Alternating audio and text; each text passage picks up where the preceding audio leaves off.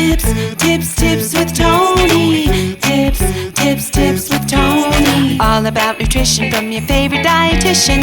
Everything you need to digest in your mind. Tips with Tony. Tips with Tony. Making you healthier one bite at a time. With Tony. Woo! Hello and welcome to the Tips with Tony podcast. I'm Tony Marinucci, your registered dietitian, helping you get healthy one bite at a time. Today we're talking about 5 ways you can decrease bloat before you go and cancel gluten or dairy. Okay? Very often when someone's feeling bloated, they do some research and they either go on an extremely restrictive meal plan. They think that their bloat equals that they've gained weight, and maybe you gained weight on the scale, but it's mostly just bloat. It's mostly air, inflammation, not having a bowel movement. It's not a reason for you to go on a crazy restrictive diet. And it's also not a reason for you to get rid of gluten or dairy unless you have a sensitivity or an intolerance or an active allergy that's telling you to avoid that. Sidebar, those allergy testings, those food sensitivity testings are literally BS. Please don't waste your money. Please don't waste your time.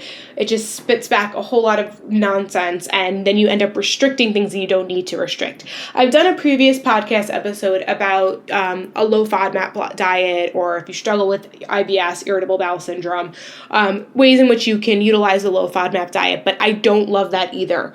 So that tends to be super restrictive. It's really only effective if you work with a registered dietitian one-on-one very closely, and even so, I know most dietitians who might put somebody through an elimination diet to get to the root of their gut health, they often won't even prescribe a low FODMAP diet because it's just too much and it's just too challenging, and it's so much easier if we can just slowly start to chip away at identifying what foods affect you rather than eliminating a bunch of different foods that may or may not affect you. Today we're talking about 5 ways to decrease bloat. At the end of this, if you do all these things and you're still struggling with bloat, you could try eliminating gluten and you can try eliminating dairy. But I will say that when you do that, know that you're really just putting a kind of a Band-Aid. It's because that's just a symptom. The bloat is a symptom to something underlying. And so what you really might need is further testing, to see if you have something like small intestinal bacterial overgrowth, also known as SIBO. If you haven't been to a gastroenterologist, you might want to get a colonoscopy. You might want to get an endoscopy to check for something like celiac disease. There's a lot that can be done, but let's just first start with just basic things that you may or may not be doing that can help with decreasing the bloating without doing anything extreme, without, canceling gluten or dairy or taking a ton of supplements or whatever have you, okay? So first thing I want you to do is when you're feeling bloated, I want you to ask, so these are basically 5 things to check in about, or 5 questions to ask yourself, and 5 things to kind of just assess and to see what's happening. So when you're feeling bloated, I need you to first ask yourself, when was your last bowel movement? Sometimes bloating is just, you didn't poop. That's it. That's all it is.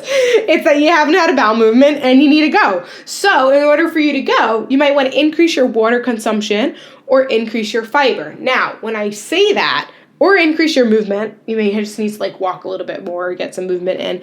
But in order to move your bowels, increasing water, increasing maybe walking or exercise, and increasing bulk with fiber is going to be super beneficial. Now we're going to talk about when it might not be beneficial. But for most people, if you wanted to add more, starchy vegetables, so for example, maybe having the sweet potato with the skin, eating fruit with the skin, that's where the fiber is going to be. Just eating more vegetables in general, that's going to be beneficial. Things like beans or adding things like nuts and seeds, that is going to help to create that bulk, which is eventually is going to help you to pass that bowel movement, which hopefully if you're having more regulated bowel movements, then you're going to feel less bloated because there's not enough kind of built up. Now with that said, question number 2 is to maybe ask yourself, if you've been increasing the fiber and your body's still not passing it, you could have what's called a slow transit time. And so it doesn't matter how much fiber you add, it might just make you more bloated. And that's really, can be really, really, really uncomfortable. So more fiber and more water might just make it feel a whole lot worse. So with that said, we want to make sure we're still eating fruits and vegetables, but especially too, if you struggle with like sometimes diarrhea is something that can happen, and that can cause bloat because there's just a lot of just like your bacteria is just not healthy, I guess you could say, in the gut in more simplistic terms. And so maybe you need to limit your raw vegetables. Maybe you need to limit your cruciferous vegetables. So for somebody who struggles with constipation and is trying to regulate their bowel movements, then eating more broccoli, cauliflower, cabbage, Brussels sprouts, that's going to help them to go. But if you struggle with like diarrhea, loose stool, you're going too much, too frequently, and you're bloated, then raw vegetables and those cruciferous vegetables are going to be really, really, really uncomfortable for you. Okay, so that's important that you're being mindful of the types of fruits and vegetables that you're eating. And so if you're kind of more on that like diarrhea side, where that loose stool is loose and it's more frequent, you're going more than 3 times a day, then we want to limit those raw veggies. You want to make sure you cook your vegetables really well. You want to make sure you take the skin off of your fruit. You know, maybe have a smoothie, that's better. If you struggle with like if you struggle with more like constipation, then you're going to want to have more cruciferous vegetables, more broccoli, more cauliflower, more Brussels sprouts. But make sure that when you do this, you also increase your water and do it slowly. If you do it too much too quickly, it's going to be really, really uncomfortable. Okay, question number 3, I want you to ask yourself, like, am I chewing my food? Am I eating slower?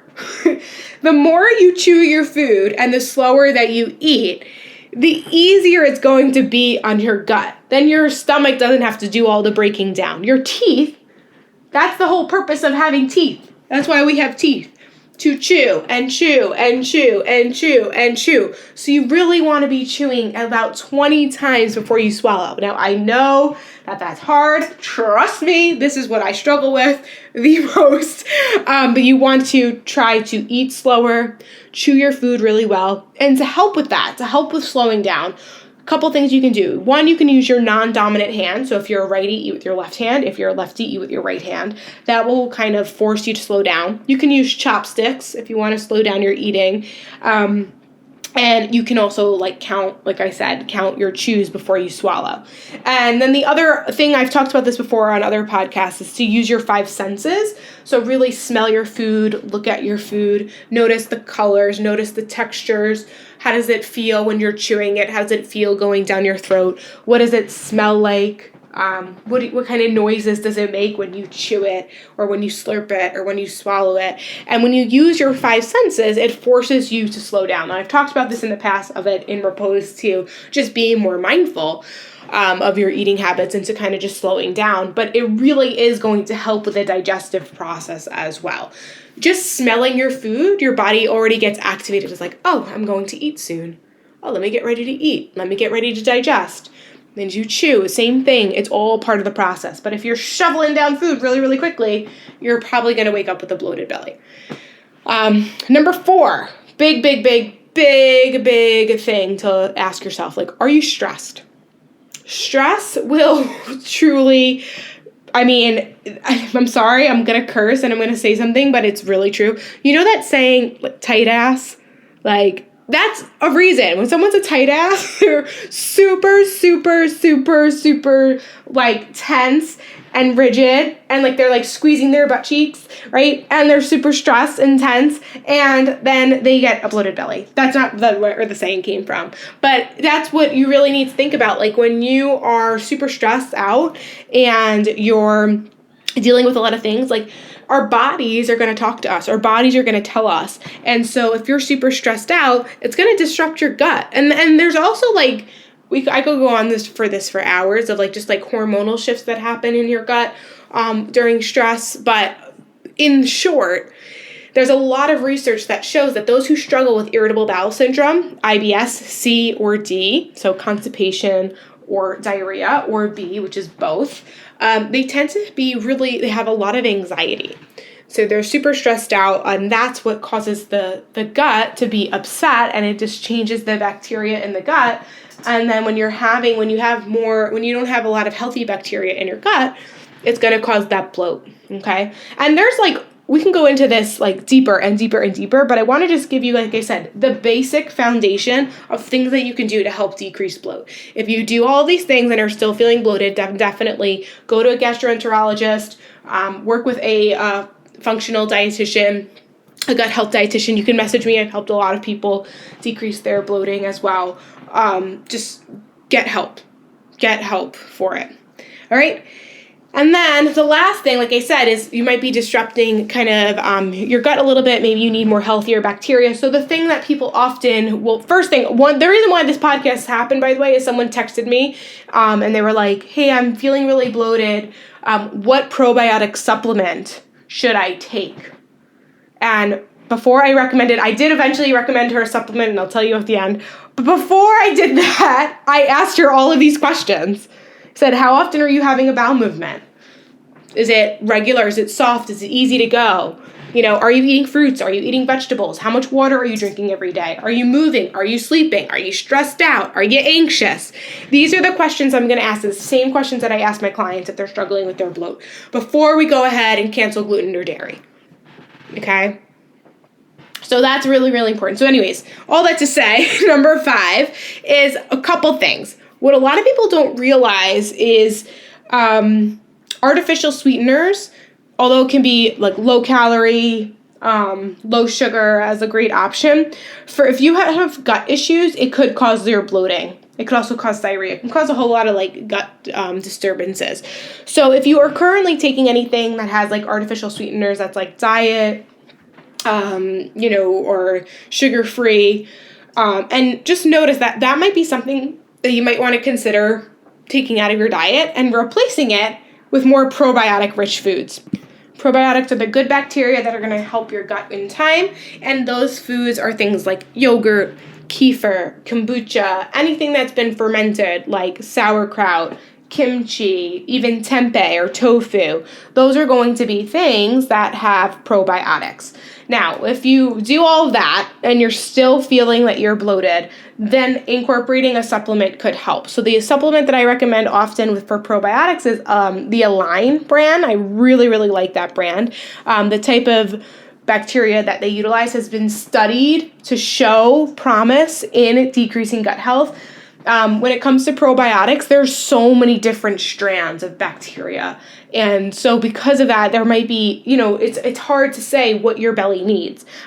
So the more advanced versions of being able to decrease bloat and, like I said, working with a nutrition professional is you could actually do like a stool test and they can check, and it's going to be more specific and more individualized. But if you're not even doing the basics, then even that eventually in time is probably going to disrupt your gut. The other thing I didn't put on here, which is super important with the bloat, why the bloat could be happening a lot, and let's just call this a bonus, is if you've been dieting and your diet, you're super low calorie or super restrictive and you've just been in a rut eating the same thing over and over again, that can also affect your gut health as well, which could also lead to more bloating. So making sure that you're eating lots of plants and doing it in time, right? It might take some time. Making sure you're eating a variety of different plants, meaning fruits, vegetables, whole grains, legumes, nuts, seeds, anything that comes from the ground. Chances are the more variety of plant-based foods that you have in your diet, the less likely you're going to have that bloat. At the same time, if you struggle with like feeling super bloated, not passing bowel movements, and you're adding tons and tons of fiber-rich foods that come from plants, be mindful to make sure make sure to cook them a little bit better so that they're easier for you to digest. All right, I hope you found this helpful. If you did, definitely take a screenshot of it, share it on your story, tag me at tips_with_, that's Tony with an I. If you're not already subscribed to the podcast, definitely hit that subscribe button. A new episode comes out every Monday, Wednesday, and Friday. All right, guys, that is it for me today. As always, I'm Tony Marinucci, your registered dietitian, helping you get healthy one bite at a time.